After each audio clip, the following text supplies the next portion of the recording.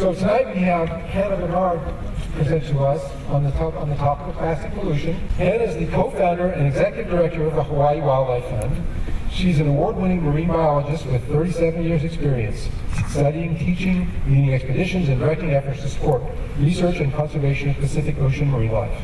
In addition to co-founding the state's Makai Watch program, she currently serves on the federal false killer whale tape reduction team to address the incidental mortality and serious injury of false killer whales in Hawaii's longline fishery.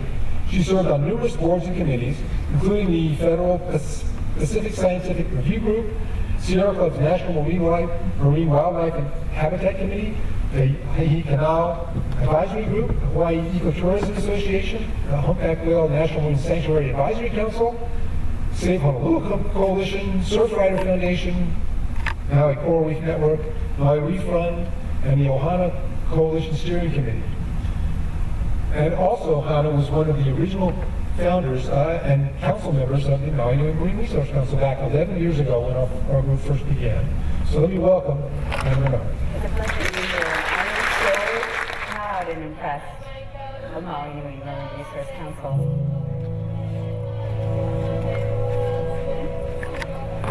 This is floating out there, and all these animals are being hurt by it.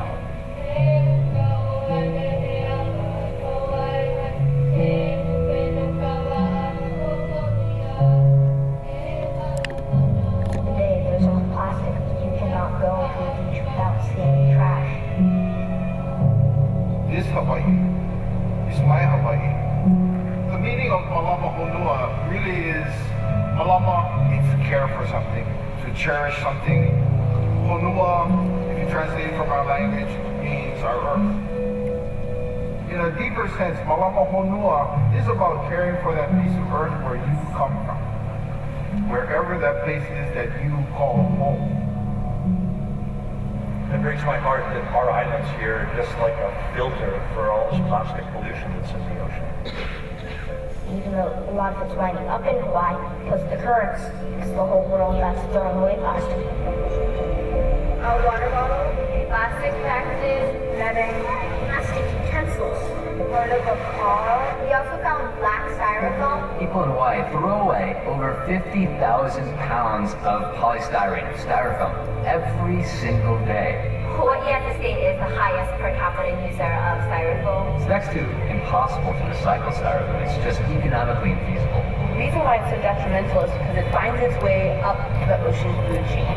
Fish eat styrofoam from cans of their food, and they get not only the styrofoam from their bodies, but chemicals that have been absorbed onto it.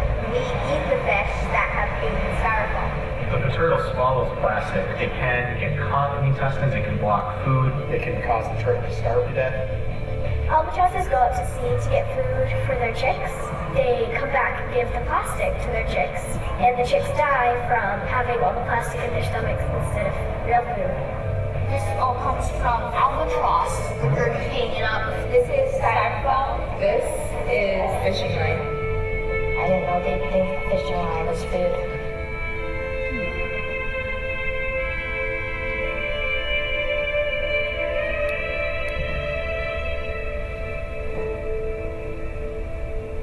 So what we choose to do is really going to determine what our future is going to be like.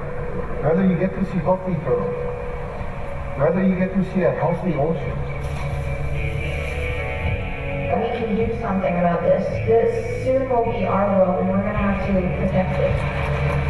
The main stuff that styrofoam is actually used in is takeout boxes. There's no reason to have styrofoam. All of this talk about, oh, it's not plate lunch if you don't have any styrofoam. That is nonsense. Plate lunch is, if it's cheap, if it tastes good, take it away, fine. It all comes back to us. It's really important to make new decisions and change our daily behavior. We are leading together. That whether you're from Hawaii, whether you're from Miami, Florida, we're all connected on this place that we all call home. And it's up to each one of us, wherever we are, to care for that place. It's our responsibility to care for our home.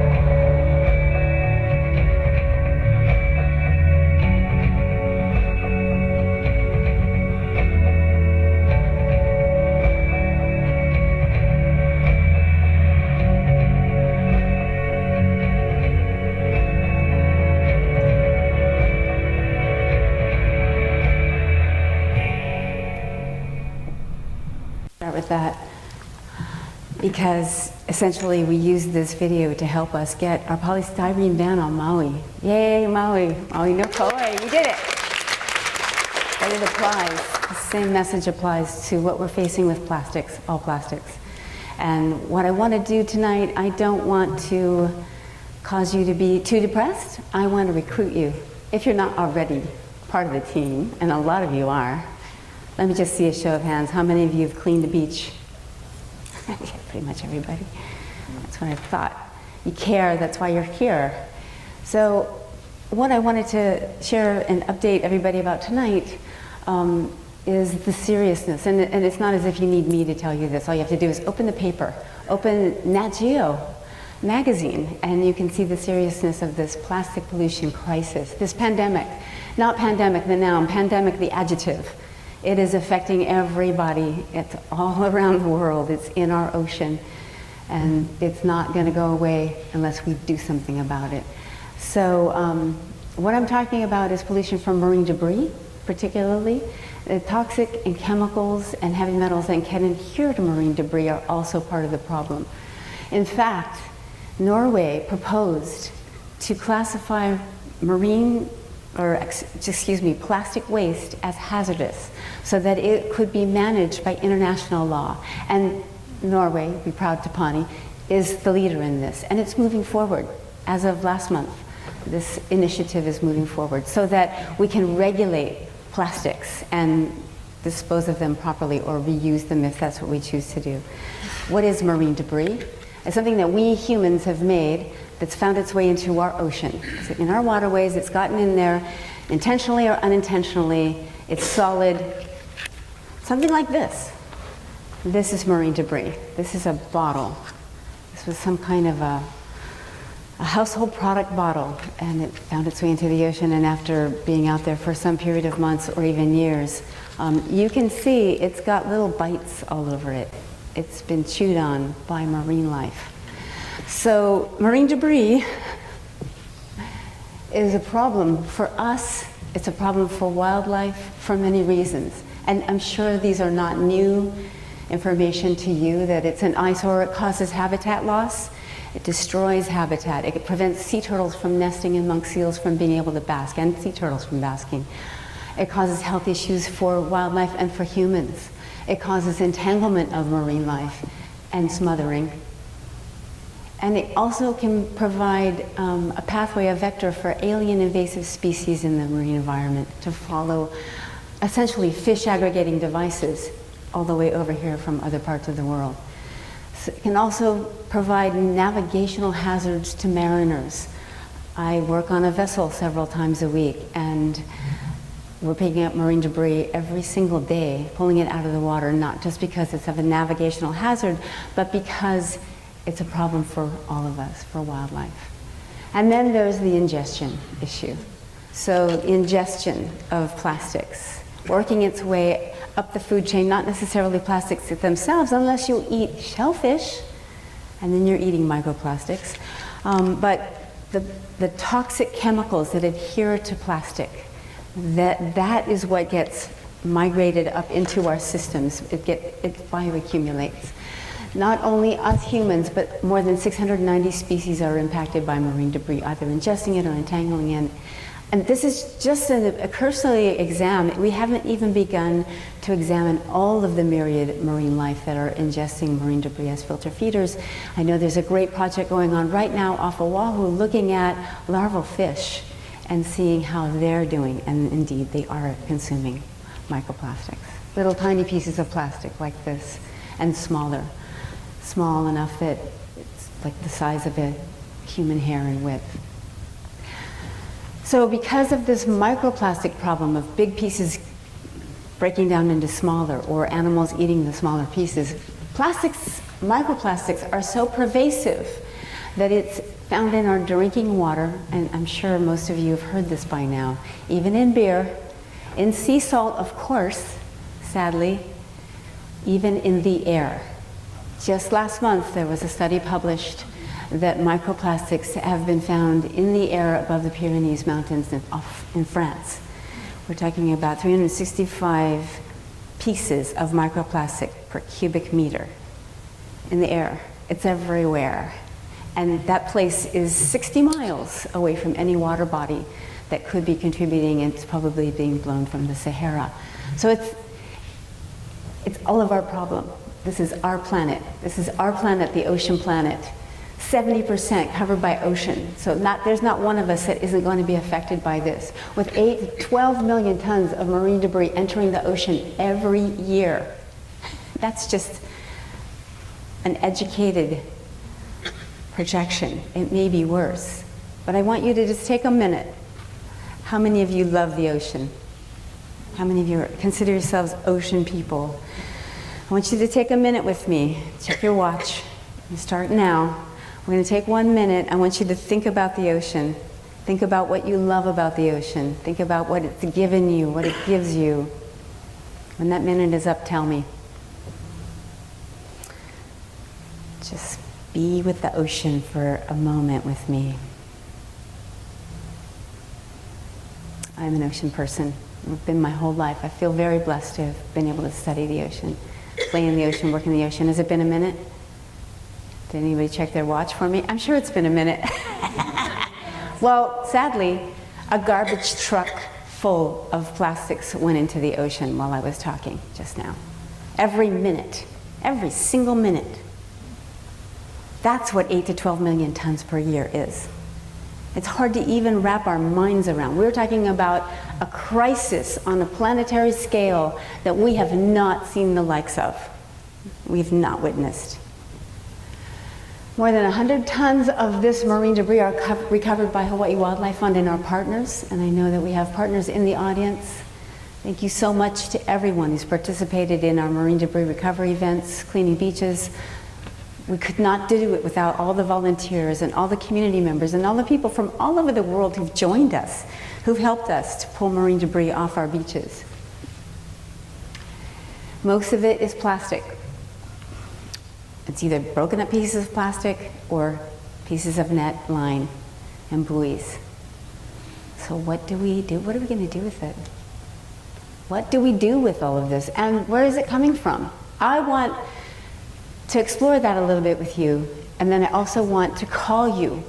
I want to call you out to think of this crisis in terms of the Silent Spring days, when Rachel Carson wrote Silent Spring, and it was published in 1962. It led to a nationwide ban on DDT, and we re-examined the use of pesticides and how we were using pesticides and how they were being implemented. We need to do that with plastics. It needs to be a clarion call for all of us to think how we're going to change this world. And it took 10 years after her book was published for this movement to catch on all over the US. So where's it all coming from? That's what I always get the question. It's coming from all of us. It's plastic. Not just the fishing industry, although a significant amount of our marine debris in Hawaii is derelict fishing gear, ghost fishing nets, line, rope, net from shipping, not just fishing vessels, but from shipping. It's coming from this part of our world. Here we are, here's Hawaii, and you probably have heard of the garbage patch, the Great Pacific Garbage Patch. Well, there's really two. There's really a smear, a giant soup of garbage or plastics that is floating out there and is dropping down on our islands. And our islands are acting like a comb in the middle of this biggest ocean on the planet, and we are catching the debris. And that's why we clean it up on the beaches, because that is the most cost-effective way to access it. It's coming to our beaches here on the windward sides. It's being delivered to us by our trades. So this ocean current model was constructed with the International Pacific Research Center, University of Hawaii, and NOAA, and it was published in this 2008 Main Hawaiian Islands Derelict Fishing Gear publication. Then what they're showing is, yes, there's all this complex current structure, but the trades are the main deliverer, and we see these beaches on the north and east sides of our islands that are the catchment zones. So we've talked about, many of us, living in the age of triage, where we're looking at, we're in an emergency situation, and what do we do? What do we save? What can we intervene on?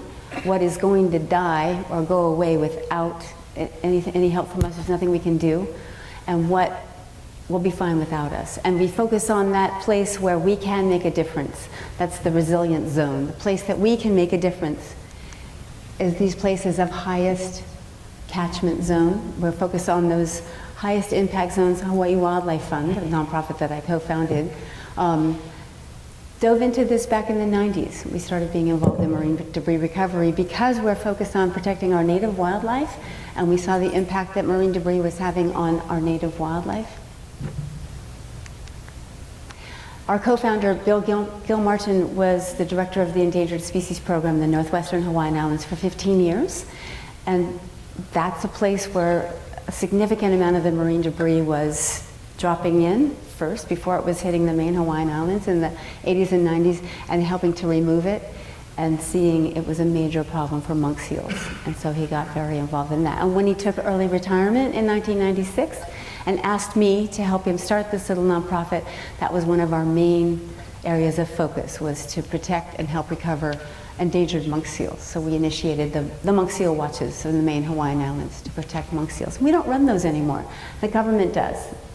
But we started that and ran those programs for 11 years. Because he worked up in the Northwestern Hawaiian Islands, and we also had a couple of biologists up there for 3 years. When they opened Midway briefly, we were able to take care of moving marine debris off of the Northwestern Hawaiian Islands, and were invited to participate in the first multi-agency event that was ever hosted in the Northwestern Hawaiian Islands, our Papahanaumokuakea Marine National Monument. And we removed 6 tons in 6 days off of our reefs and little shallow atolls and islands in the French Frigate Shoals. Now, we're focused on 4 islands. Our work has moved to Kauai, Maui, Lanai, and Hawaii Island. And we're partnering with Pulama Lanai on Lanai, Surfrider Kauai, and Love the Sea here on Maui. Also the Ka'ehu Community Group here on Maui. We are funded by a grant for 3 years. We were funded previously with a multi-year grant from NOAA's Marine Debris Program to help us coordinate this massive effort to focus on those most impacted zones of these islands. Probably one of the most famous places that everybody has heard of is Plastic Beach, or Camilo, here with the star. To orient you, here's Big Island, Hawaii Island, and it's this zone, the Waiohinu coast. And if you've ever been to Green Sand Beach, it's right here. So this is one of the worst places for marine debris pileups. And that's why we work there, because it's also habitat for endangered monk seals and even sea turtles, and sensitive cultural sites as well. So we focus on these kinds of places. We've chosen to focus our efforts on areas that are the most important for protected species and culturally and native plant species. Havilo. It's incredible. So Bill launched this program on the Big Island in 2003 down in the Ka'u area, and just started going down there in a truck and picking up volunteers and pulling these big net piles off the beach. Most of the stuff down there, or I should say more than 50% of it, was net, line, and rope. So typical look at the beach in Camilo in 2005 and then afterward.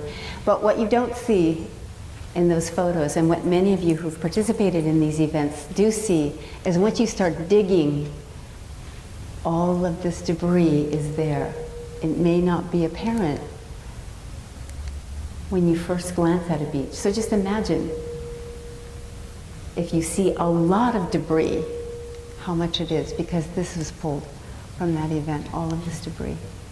So in 2003 through 2005, we weren't recording data and didn't do as much work to systematically document what we were recovering until Megan Lamson Leatherman joined us. She started as a volunteer, and very quickly she showed that she was a very special young person, and now is our Hawaii Island Project Director and the President of our board.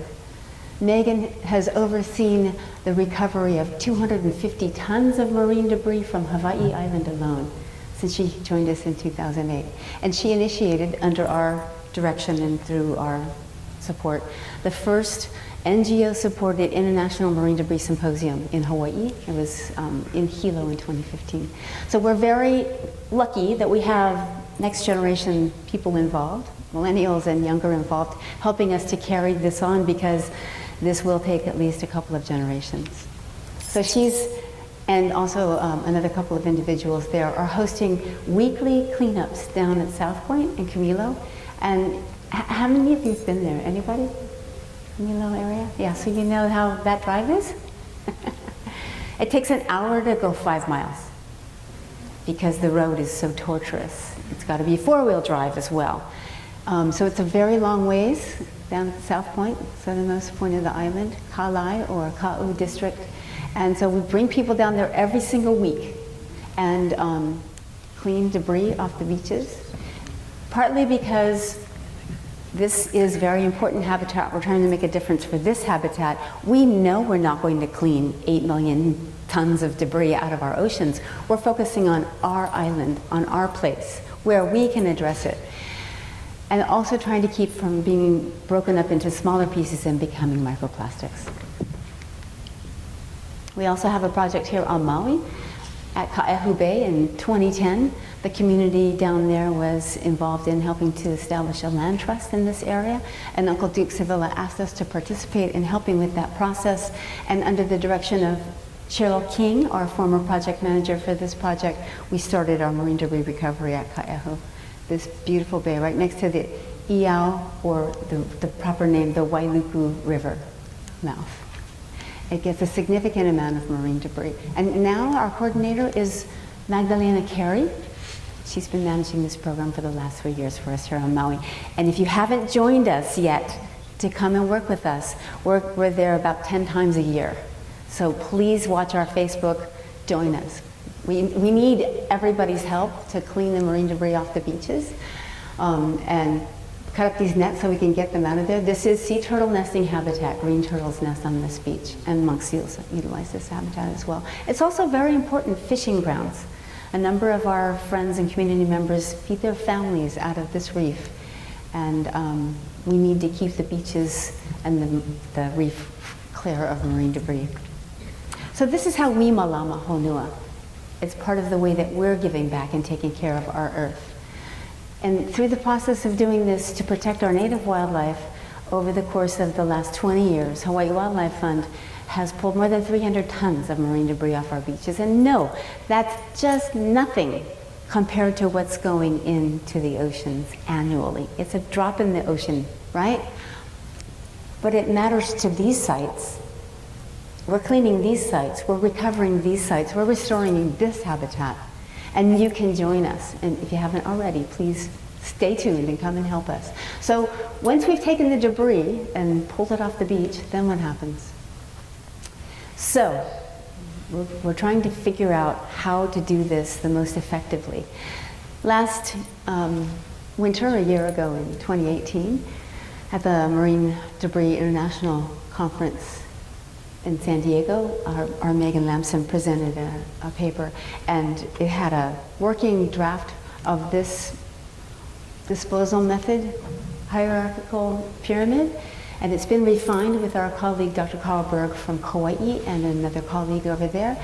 So now what we're counseling people to do, because one of the things that's happening is we've got so many people involved in cleaning beaches, we've got so much debris coming off our beaches, we're overfilling our landfill, right? And we're seeing people burn it on the beach on Big Island. They don't burn net piles here on Maui because we don't have as many net piles as the Big Island has, but we do on the Big Island, on Hawai'i Island. People burning nets have created a mess called a plastiglomerate that is now being used to possibly actually delineate a new age of geology. So please don't burn. That's the least thing that we want people to do. We don't want to not do anything, but we don't want to incinerate on the beach. We do incinerate marine debris, and I'll talk more about that in a minute. If you can do nothing else, pulling it above the high tide line gets it out of the surf zone where it's going to get dragged back into the water, which has been well documented by Maui's Lauren Blickley in her research, and her co-authors, some of whom might be in this room tonight, that the marine debris will be pulled back off the beaches if we leave it there, and then it'll be deposited again, and it'll be in smaller and smaller pieces. So we've got to get it out of the tide line, pull it above the high tide line, and then what we do, and many of us are still doing, and this is possibly maybe the preferred method right now, taking it to the landfill. Unless you can do something like make art with it, or reuse it, or recycle it, this is your best usage. There's so much of it that we have a hard time using it all right now. But we hope for the future that we'll be able to use it, that we will be able to get it out of the system and stop this terrible cycle that we're in. And we're talking about moving past the circular economy with plastics in it to getting rid of plastic altogether. So right now we're in transition. We're working with Terracycle. Terracycle is a company that has transported 6,000 pounds of our marine debris off of the Big Island and made shampoo bottles for herbal essence. Method did that as well. Parlay is making clothes for Adidas by taking our marine debris. And there's a new effort that's about to be launched in June. There will be a special announcement about a company called Bifusion that our colleague Dr. Carl Berg, with Hawai'i Surfrider, is working with to create a proof of concept. So taking our marine debris and municipal plastics, which, where's it going now? If it's not a bottle with a net, where do you think it's going? If it's a plastic bag, any ideas? It's going in the landfill. It's going in the landfill. So we have to do something. We'd like to do something because putting it in the landfill is not the answer. And yet, we don't want to keep using plastics forever. So this might be a transitional stage where we make something. Maybe it's building blocks that are encapsulated in a way that the toxins aren't leaching out of them. And we're using it to build things here in our islands. So we're not shipping marine debris away. We're actually using it as a product. So we're concerned that plastics are toxic chemicals that break down and leach toxic chemicals into the earth. But if we take care of them well enough, maybe we can use them for a little while. In the meantime, storage is a problem. What do we do with all these nets we find? All of the islands have problems with storing our marine debris. We're depending on the kindness of others, whether it's private or county land. We all need help getting places to keep the debris until we can use it or figure out a better use of it. Because putting it in the landfill is not the answer. On the Big Island, we have a transfer station in Na'alehu where we store our nets. And we have a lot of them. We just shipped our record 17 tons in a 40-foot container last month to Oahu. And Matson provides containers for us. So we are part of this Nets to Energy program now. We're providing the nets to the H-Power plant on Oahu, and they're burning it and turning it into energy. But this is a project that we feel is not the answer. It's not the future because of the emissions. So we're learning. As we're doing this work, we're learning. We're figuring things out. We're trying to figure out what's the best thing for the environment. And now we're concerned that maybe this isn't the best option, to take our nets and line and put them into energy. Although we are providing energy, we are providing greenhouse gases. We are providing all kinds of toxic chemicals to the environment. So that's not the sustainable answer. So we need to shift. In the meantime, this is what we're still doing. Hawaii Wildlife Fund is still sending nets to Oahu. But Kauai, our partner in this effort, they're not. They've made a decision they're not going to do this. And I'm going to recommend and put a plug in here now that you invite Carl Berg out here to speak, that we bring him out here from Kauai So right around the time when this new partnership with Bifusion launches, it would be a really good time to have him out to talk about this great new possibility for solving, at least temporarily, this marine debris issue. The other thing we can do with it is we can make art with it, but there's so much of it that it's hard to make enough art. We have about 5 tons from Camilo in this 40-foot breaching whale that was shipped over to Belgium, and it was housed in a little canal in Bruges, and now it's been moved to Utrecht. And so our intern project coordinator, Diana Shiambi, was just there just a couple weeks ago, got this photo with this. So this is one option. One of our team members has started a business called Upcycle Hawai'i, where she's making things with marine debris and doing very well. But many of us are now starting to feel that keeping it in the system it's tricky. We have to be careful with plastics. Not just the big pieces, but these little tiny pieces are the real problem. The microplastics. It's very time consuming to try to get these out of the sand, and almost impossible. So we've tried all kinds of different techniques, including sifters and floating them in water and doing all these innovative ideas. Then we've recovered plastic beach. One of those pictures of my hand in plastics was a time when there was nothing but plastic at Camilo. It was just fragments of plastic, and now you can see the sand. And one of the ways that we're going to try and use technology to help us with this issue is working with a group of students from Canada, from Sherbrooke University in Quebec. We had 12 students who got together and launched this project and built this big giant machine under the direction of Bill Gilmartin. And this machine separates microplastics from sand and other organic material. So it's on the Big Island right now. We just brought it out there on April 19th. It arrived and it got deployed, and we'll be sharing the results of that with you very soon. But it's big, as you can see. It's got a big footprint, and shipping it costs money. It costs us in greenhouse gas emissions.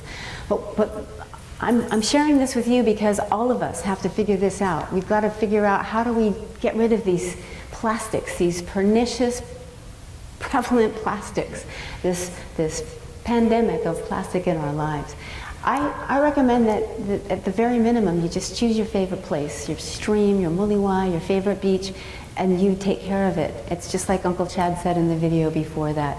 You malama honua. All of us, if everybody did that in their favorite place, we'd be a lot better off. But then again, we have to stop the source, don't we? Stopping the source is the real answer. In the meantime, join us. Because what we choose to do really does matter. Thank you so much.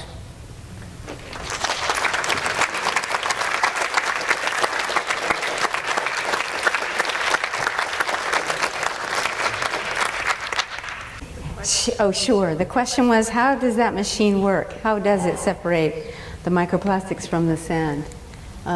It's a giant monster, and it uses a combination of water and vacuum and all kinds of different things, and I don't even know everything that it uses.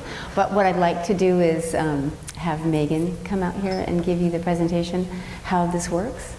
It's on our Facebook as well. You can see that it's a machine that's using gravity, and it's causing the plastics to float, just like when you put it in a bucket, but in a much more complex and technologically advanced way. The question is, why is plastic entering the ocean? There are many parts of the world where it's dumped. That's part of fishing, I get that. But the rest of that... It's actually dumped. It's actually physically dumped into dry and wet stream and river beds, and that's where it's disposed of. It's actually purposely dumped into the ocean in many places, and in other places it's escaping. Yeah, on a bigger scale in other parts of the world, it's physically dumped. That's the ocean. The ocean is the dump. It's not a landfill. It's the ocean. That's part of the problem. Yeah. What she's saying is, are there groups here that are educating about how we as consumers can stop using plastics and use more reusable materials? Absolutely. There are a number of groups, and Surfrider is one of our lead partners in educating and doing work out there. They've launched the Rise Above Plastics campaign to help people switch from using single-use plastics to taking those water bottles and to using your own utensils and so on and so forth. And the polystyrene ban and the bring your own bag ban, our bag ban on Maui was launched initially with the Bring Your Own Bag campaign, getting people to bring their own bags instead of depending on getting one for free at the grocery store. So we absolutely do have major efforts in Hawaii, and lots of good groups are working to educate. And I would like to say that the truth is, the power of your pocketbook, the power of the consumer in a whole is the most powerful. So companies like Costco or giant box stores that are using too much packaging, for instance, it's us going to them and saying, we have to change this process. That's how we change things. We've done it with other issues. We can do it. I have to believe that. Have to believe that we can do this, but we're part of this movement. And the bag bans, in fact, New Zealand just having a national bag ban. The bag bans are one step, but it's us as consumers refusing to purchase. That's part of the solution. I don't know of a plastic bank here on Maui for packaging materials to go back to a particular company. I know there is an effort to identify the highest used products and going back to the companies and saying, you need to change. So that's not saving the plastics to reuse them, but we're actually having our beach plastics reused in bottles in a small scale. But that's not the final solution because it's not all recycled plastic, it's some virgin plastic in those products. Is there an effort to ban plastic water bottles? Larry, were you just in Indonesia where everybody was using plastic water bottles because they can't get clean water any other way? It is a very tough, many of us want that, but that is a very tough one for a lot of reasons. But So what I understand is that an enormous majority of the world's plastic that comes into the ocean comes into the ocean rivers in Asia. I think 90% come from 10 different rivers, China, India, Indonesia, and other places. And in many of those places, the only potable water is available by a plastic bottle. That's all there is. So yes, should they have clean water systems? Should they have plumbing? Should they have all that? Yeah, absolutely. But it's millions of people that don't have it yet. I mean, when I was in Indonesia last year, not only did we see rivers that were dry and full of plastic bottles, but you walk on the beach and you realize every high tide, they have to go out and clean the beach where the tourists go, because so much debris comes in just in one high tide that the beach becomes invisible. So they have 30, 50 people out all collecting waste every morning. And then the truck drives down the beach in the sand, and everybody throws the plastic bags full of plastic bottles into the truck. That's how we get it. So as a society, our Earth is, groaning under a real problem here, and we don't have a solution for it yet. We just don't. People like Hannah are turning their hair out trying to figure out what to do. And I think she's so right that we got to cut the use of plastics in each one of our households in order to make a dent. And that's the first dent that we can get. I'd really like to recommend that we bring Carl Berg over here to share the updates on that proof of concept project that's in the works right now on Kauai that maybe we can all use on all of our islands, and also stop shipping so much stuff. The question was, is there any effort to stop the threat from the Philippines president to dump Duarte, trash on it was supposed to be Canadian beaches?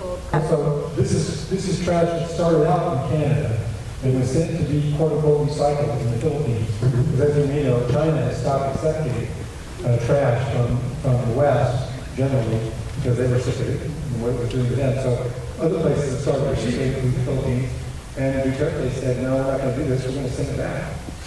And so I don't know what's going to happen. Are there incentive programs like our bottle deposit program that would cause people to want to recycle plastic? Yeah, the challenge is processing plastic. There's so many different kinds of plastic, and that's why right now we are recycling the 1s and 2s, the bottles with necks on Maui, unless we're not. Somebody correct me if I'm wrong. My understanding is that we are recycling that, but none of the rest of it is, and so it's not recyclable. So the challenge is these are good ideas, and it's management. It's the waste stream. Once you start collecting, sorting is challenging. Well, we like the idea of this. These blocks is that you don't have to sort. You can just put everything together. So definitely all these ideas that people can come up with, we need to air them, but we also need to vote with our pocketbook and stop buying plastic. See how hard it is to get off plastic, and see what you can do about it. It is something that we didn't have to deal with 60 years ago, but it's in everything, everywhere now. He went to a restaurant where they wrapped his leftovers in tea leaves, and that is an effort that's starting in Hawaii, is actually selling products in tea and banana leaves. And that's what we used to use, natural fibers. So we need to do that again. I'll take one last question, and then we should let people go who want to go, yeah? That's what bifusion is. That's exactly what that is. It's taking marine debris and municipal plastic and compressing it with steam, fusing it, and making building blocks. It's called BY Fusion.